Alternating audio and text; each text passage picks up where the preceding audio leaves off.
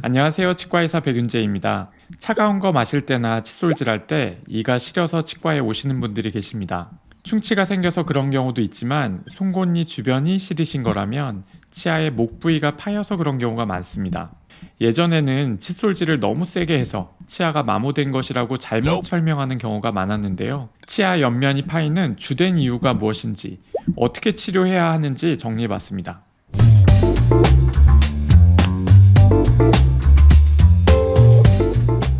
치아의 머리와 뿌리가 만나는 부위, 즉 잇몸과 치아가 만나는 위치를 치아의 목 부위라고 해서 치경부라고 부릅니다. 이 목 부위가 파이는 경우가 굉장히 흔한데 20, 30대에도 발생할 수 있고 60대가 넘어가면 반 이상의 환자분들에게 발견할 수 있을 정도로 흔합니다. 치아의 옆면이 파이고 그 파인 정도가 깊어지면 치아의 신경이 예민해져서 시린 증상이 발생할 수 있습니다. 그렇지만 경우에 따라 살짝 파였는데도 많이 시려하실 수 있고 신경치료를 해야 될 정도로 깊이 파였는데도 본인은 정작 인지하지 못하는 경우도 있습니다.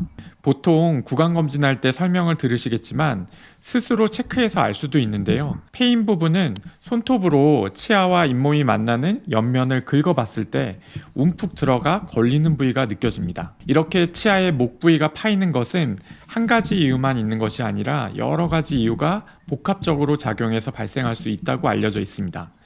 칫솔질을 너무 세게 해서 마모가 되어 그럴 수도 있고, 탄산음료, 주스 같은 산성의 음료를 자주 드시거나 구토에 의한 산 때문에 치아가 부식이 되어 발생하기도 합니다. 하지만 제일 흔한 이유는 씹는 힘과 교합 때문입니다. 우리가 음식을 씹을 때 아래턱은 위아래로 이렇게 딱딱딱 움직이기도 하지만 음식을 잘게 갈기 위해 턱을 이렇게 좌우로 지글지글 움직이는데 교합이 좋지 않는 경우에는 턱의 움직임에 따라 힘을 많이 받는 부위가 생길 수 있고 이것이 문제를 일으키게 됩니다. 전체적인 치열에서 주로는 작은 어금니에 힘이 가해져서 문제가 되는 경우가 가장 흔하고 송곳니와 첫 번째 어금니까지도 치경부가 파여 있는 것을 심심치 않게 볼 수 있습니다. 환자분의 치경부가 깨진 원인을 파악하는 제일 확실한 방법은 진료실에서 제 손가락을 환자분의 해당 치아 옆면에 대고 턱을 좌우로 움직여 보세요 말씀드릴 때 턱이 움직일 때마다 치아가 옆으로 밀리는 느낌이 느껴지는지를 파악하는 것입니다. 치아에 이런 힘이 지속적으로 가해질 경우 잇몸이 안 좋으면 치아 자체가 흔들리게 되고 잇몸이 튼튼한 경우에는 치아 옆면이 깨져나가게 됩니다. 교합이 원인이라는 것까지는 알겠는데 씹는 힘 때문에 왜 큰 상관이 없어 보이는 치아의 옆면이 깨진다는 건지 의아하게 생각하실 수 있는데요.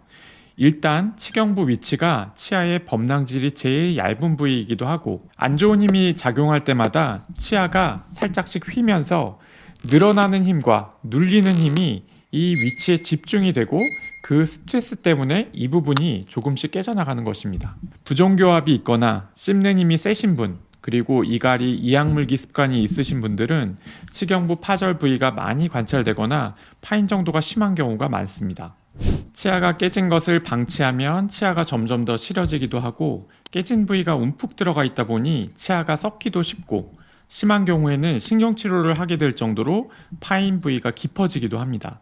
그래서 환자분이 일상생활에서 거슬릴 정도로 시리거나 치과의사가 판단할 때 파인 정도가 깊을 경우 파인 부위를 레진이란 재료로 떼워서 원래 형태를 회복시켜 주는 것이 좋습니다.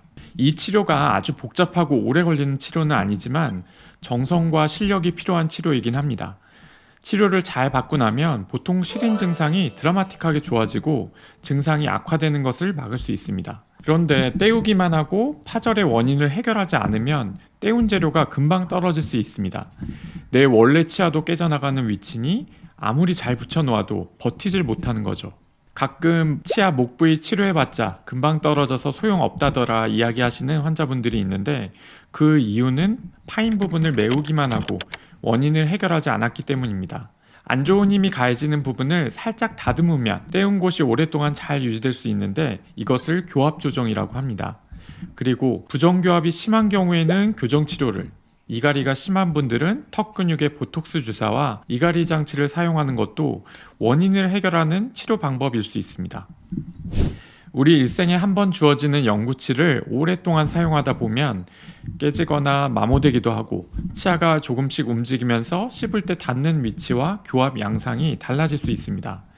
씹는 힘, 마모, 부식 이 세 가지 요소가 서로 안 좋은 방향으로 시너지를 일으킬 수 있기 때문에 주기적으로 검진을 잘 받으셔야 하고, 또 치경부가 거슬릴 정도로 시리거나 파인 정도가 심한 경우에는 내진 치료와 더불어 치경부 파절이 일어나는 원인을 헤아려 조치를 취하는 것이 필요합니다.